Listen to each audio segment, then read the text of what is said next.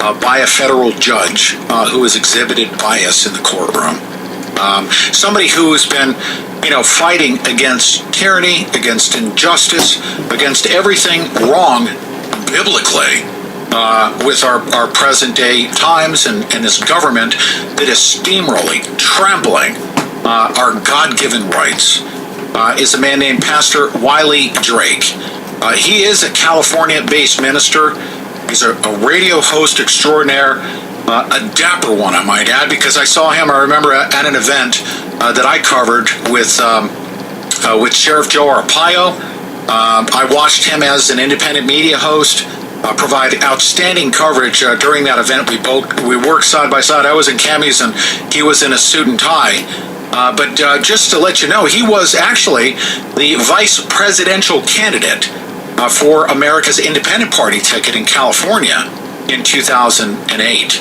Now, Pastor Drake has drawn controversy for his use of imprecatory prayer. He is the pastor of the First Southern Baptist Church of Buena Park in Buena Park, California. And just to let you know, he grew up in Magnolia, Arkansas. He spent much of his time with his grandfather, Hamp Smead Beasley, a horse trader, took him to revival meetings. After winning a rodeo purse at 14, he joined the rodeo circuit. He joined the Navy at 17 and served on the USS Kitty Hawk. During the 80s and 90s, Pastor Drake clashed with officials of the city of Buena Park when he, quote, turned his church parking lot and a church recreation building into a makeshift homeless center. Because there were homeless people in Buena Park, he brought these people in, and the heavy hand of the government went after him.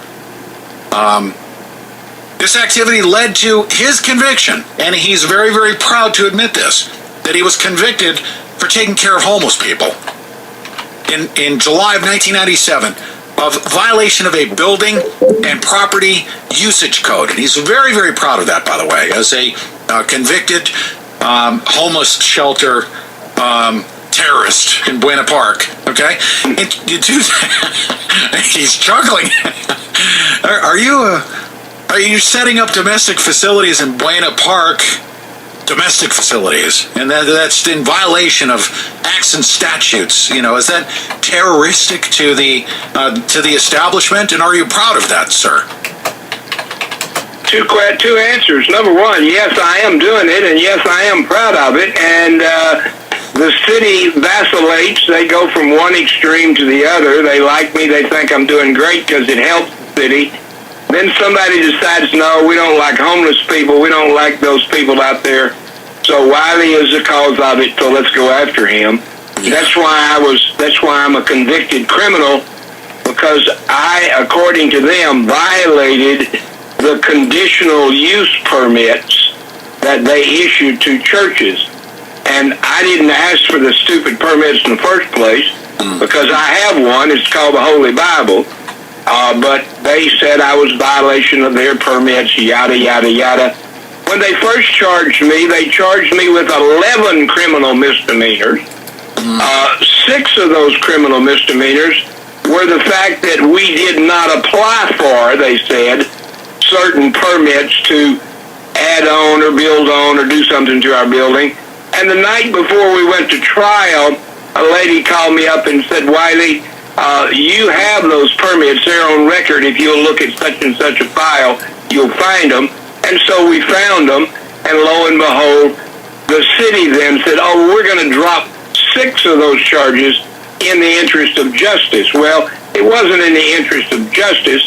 Had we have been able to go first, the prosecutor did, of course, had we been able to go first, we would have told them those were bogus, and that would have made them look bad. But at any rate, we do what I call church fare. Even the liberals, even the Democratic liberals, are saying welfare is a terrible mess. It's broke. It's not doing any good. The people that need help can't get it, and the people that don't really need it are lazy, sitting around drinking beer, watching television. They're the ones that get the welfare. So we do church fare. We are tough on them.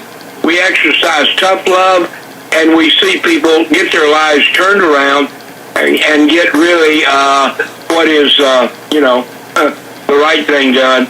And so we practice church fair. Can I ask you something? Are the people in your church fair, do they become ultimately more productive citizens than the ones that are on welfare in the city of Buena Park or in Southern California?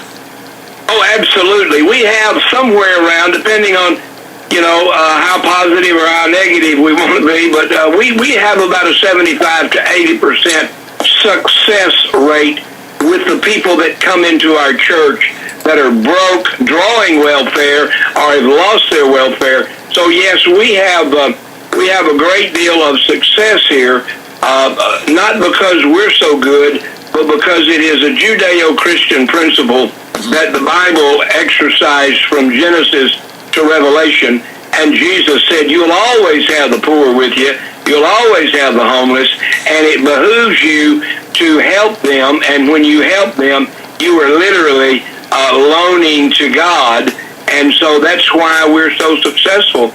And, a lot of people said, oh, that poor pastor, he was the guy that was went to jail for helping the homeless. I never went to jail. I got a good judge because the judge said, you've been found guilty of 4 criminal misdemeanors, each carrying with it 6 months in jail, $1,000 fine. However, he said, I'm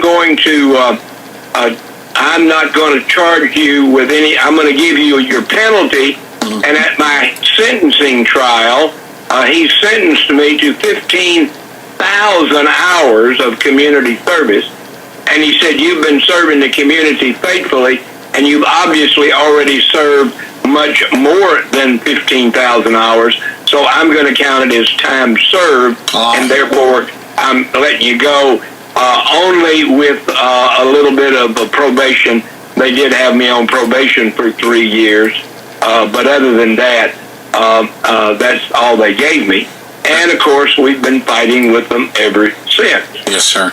Yes, sir. Outstanding, and yes, you certainly are serving and continue to serve. If you don't mind, let's segue, because each and every day I bring up this story about an imprisoned evangelist, a good man, Pastor Kent Hovind, who has been persecuted by the system that we've been fighting against. Well, the system that comes after the good people like yourself and Pastor Kent Hovind.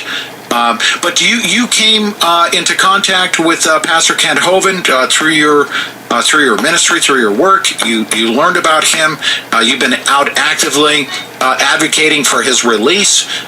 Did the system come after you in those instances where you spoke out in favor of Pastor Kent Hovind?